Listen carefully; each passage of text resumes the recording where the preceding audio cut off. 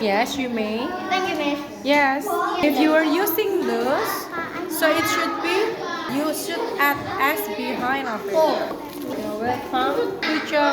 Do it by yourself. Wow. Get a job. She doesn't like this plate. Good job. Why don't you tie your hair? Why don't you tie your hair?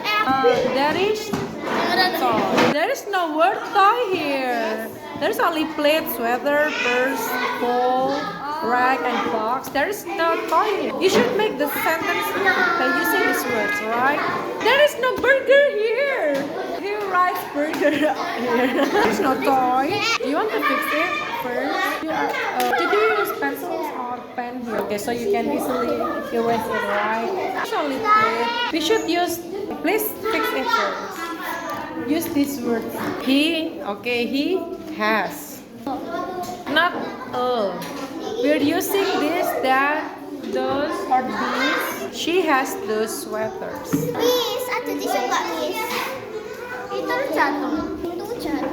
She has those sweaters. Because you're using those here. So it means this is plural. She has those sweater. No, sweaters, right? He has this one. She